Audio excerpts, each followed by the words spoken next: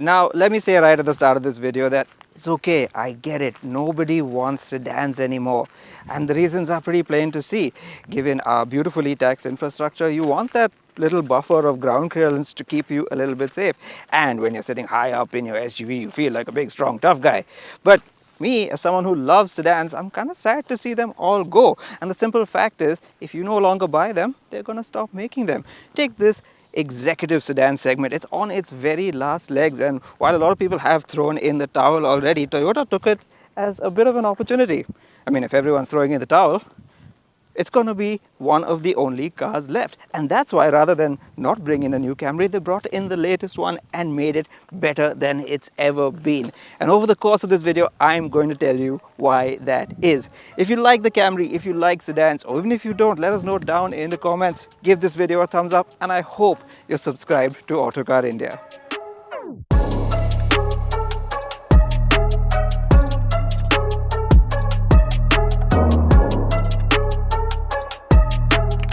The Camry is Toyota's last remaining sedan in India, but also its longest running nameplate in India, having launched here way back in 2002 and outlasted rivals like the Honda Accord, Hyundai Sonata, Opel Vectra, Nissan Tiana, Ford Mondeo and Volkswagen Passat.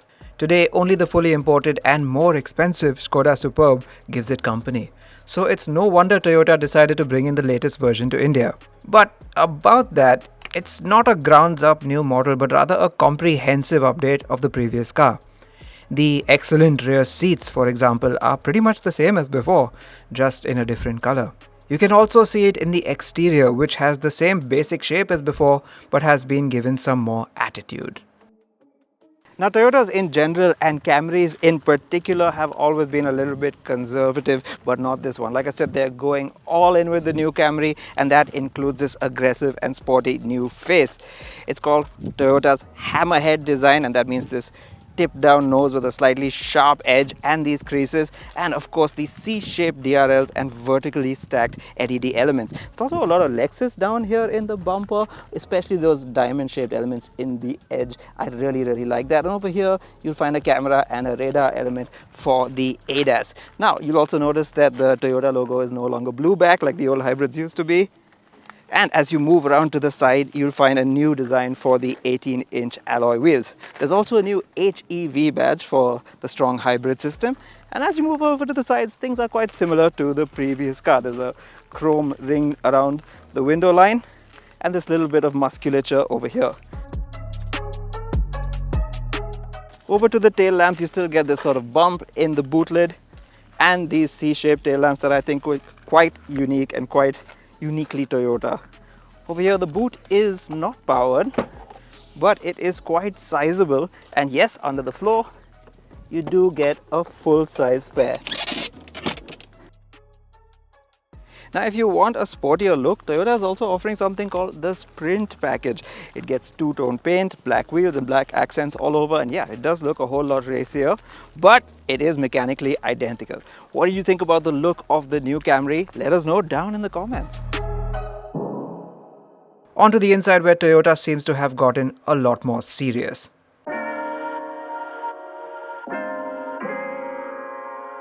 Now, the outside of the car has gotten a bit more radical. Things are sobered down a little bit more on the interior, and I think that's a good thing.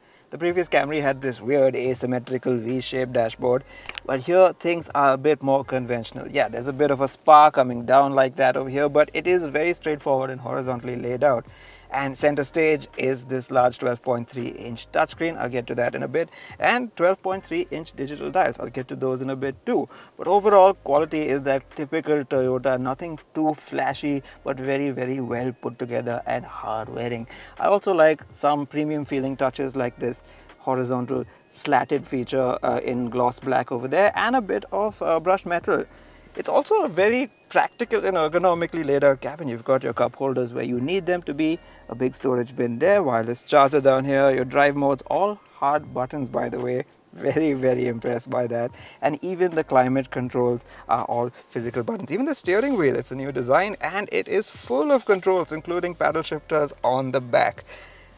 There is of course a very big storage bay down here, and even the glove box is of a decent size. The seats, both of them are ventilated and powered. The driver's seat has memory, and I think it's easy to find a nice comfy driving position even for a short driver like myself. Now onto those screens. Now this touchscreen right here represents a huge step up for Toyota because its previous units always felt a little bit dated and a little bit aftermarket. This one feels modern and new and bang up to date. It's even got inbuilt navigation, which as you can see works quite smoothly. There are shortcut keys for your music, your telephone and your car settings, and when the car is in motion it shows the energy graph that tells you where your energy is being made and pulled back into the hybrid system. Interestingly, there is no home screen as such. It's just a little bit unintuitive that way, but it just takes a little bit of getting used to. Overall, it's a pretty good system. Now, interestingly, Toyota said that this car had wireless Apple CarPlay and Android Auto, but that's not entirely true. Apple CarPlay is wireless, but Android Auto is still wired and requires a cable. I'm perfectly okay with that, but I know some of you out there won't be. What's also worth a mention is that the 360-degree camera, with the parking sensors going a bit wild right now, works really well, and when you're on the move it even gives you a transparent display of the car. Now over to this screen, Toyota kind of downplays it and calls it a 12.3-inch MID, but really it is a full set of digital dials. Now it's not the full rich colorful experience you might find in some other cars. It's pretty simple and the basic layout stays the same, but really it's fully featured and has all the information and then some right where you want to see it. It's actually very logically laid out, and I can appreciate that when you're driving, that's what you really want to see. Again, not customizable, but you can change a few things around about what displays in each of those round dials. And if that's not enough, there's also a head-up display to give you most relevant information as and when you need it. Let's talk features real quick, and the highlights for me are the two new screens we just talked about, the 9-speaker JBL audio system which is nice and punchy, and the ventilated 10-way powered front seats. On the safety front you get 9 airbags, 360-degree cameras and ADAS with level 2 autonomy. There are lots of goodies in the back seat too. As with all Camrys that have gone before it, the back seat is the place to be, and once again they've lavished it with a lot of creature comforts. It starts with these blinds, which do a great job of keeping the sun out, and power recline for both back seats. It's not a huge amount to recline, but it definitely makes a difference. Now there is a sunroof, but it doesn't come all the way to the back. It's just for the front seat passengers, and there is a third zone of climate control which you can control from here. You also get a few basic audio controls, and there is a boss mode for this seat that lets you adjust it from back here to free up a bit more room. There's also a powered sunshade, and a cool feature is that when you put the car into reverse, it automatically retracts so the driver can see out the back and then comes up by itself when you go back into park or drive. It is, as you can see, a very, very spacious seat. I'm just under 5'8". That's set to my driving position. I've got loads and loads of knee room, and in this recline position especially, there's quite a bit of headroom too, but I'm sure even if you were a taller passenger, you'd be absolutely fine back here. Seat comfort is also excellent. It's generously cushioned, contoured for 2 more than 3, but when you're in one of these seats, you can just sink back in and enjoy the silence.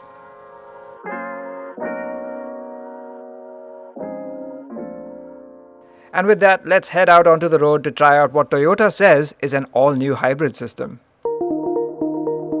Now, it shouldn't come as too much of a surprise that the driving experience hasn't changed a whole lot from the previous Camry, and it also shouldn't come as too much of a disappointment because you know what you're getting in a Camry. It's very typically Toyota, it's very typically Japanese. A largish capacity naturally aspirated petrol engine, in this case 2.5 liters, made it to an electric motor system. But this Toyota says is the 5th generation hybrid system. They've changed from a nickel metal hydride battery to a lithium ion battery. That's allowed it to be a little bit lighter, but it's also meant they've had to change just about everything else in the hybrid system to suit. Now, what are the benefits of this new 5th gen system? Well, there is an increase in power. It's now up to 230 horsepower. But while that sounds like a nice strong figure, this car doesn't feel sporty in the slightest. It never has and it never will. And again, that's just fine.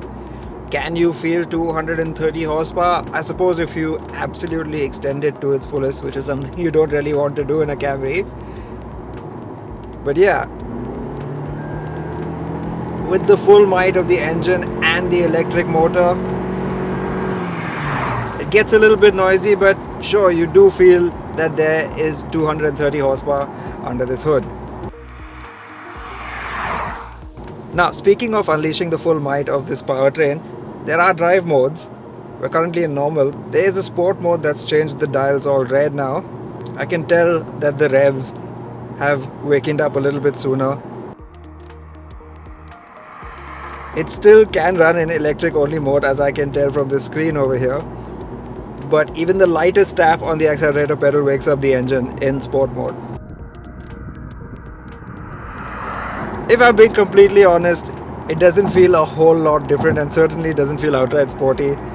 But yeah, it's just a little bit more alert than the standard normal mode. But as always with a Camry, I think normal is the better way to drive it. It's relaxed, it's chilled. It's how it should be.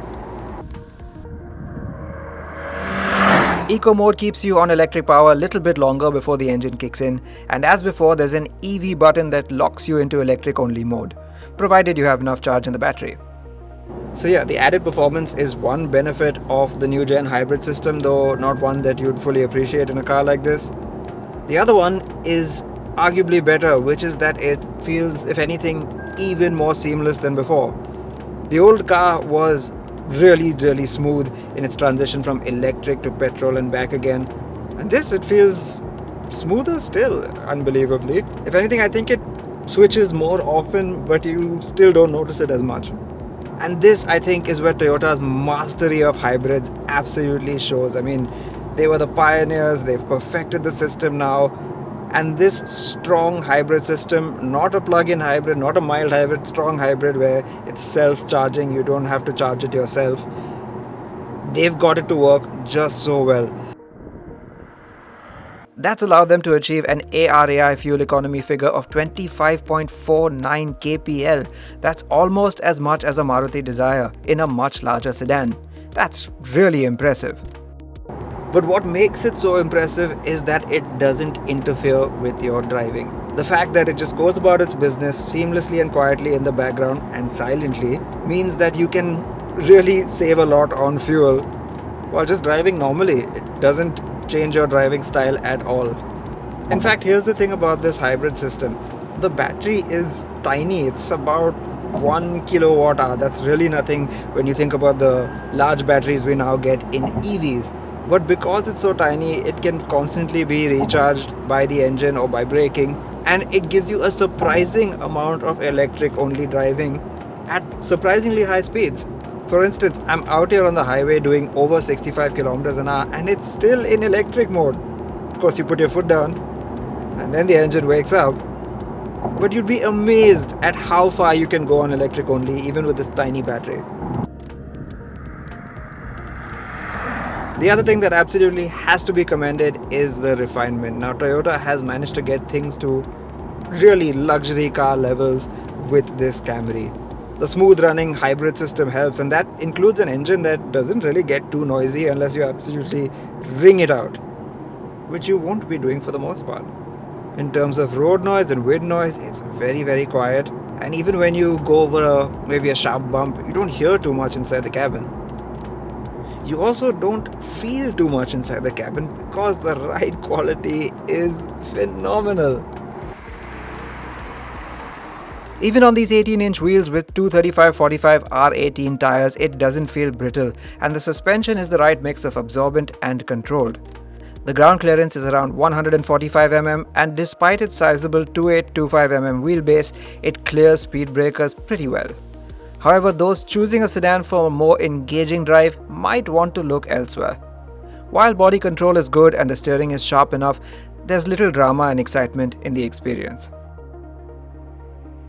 It's just a no-nonsense, comfortable, luxury sedan for the chauffeur-driven, and that is perfectly okay. Before we sum up, a quick word on some of the tech on board. Also new for the Camry this time is ADAS with Level 2 autonomous driving. That includes the likes of lane keep assist and adaptive cruise control with both a radar and camera system. I'm happy to report it works really well out on this highway that's neatly marked. It's keeping lane very nicely. It's quite firm with its lane correction through the steering wheel. I like that. Of course, you can turn it off if you don't. And it's very, very good at maintaining a distance from the vehicle in front of you. While driving, I also have to give an extra special shout out to these digital dials. At first I thought they were a little bit basic and a little bit ordinary looking, but frankly, they're very good at putting the vital information first. It's very clear, very easy to read, and what you want is where you want it. And that's a good set of dials in my opinion. It's even got a cool little dial that tells you how much of your time you spent in electric only mode. Me, this morning, mostly on the highway, 67% of my driving has been electric only. That's crazy.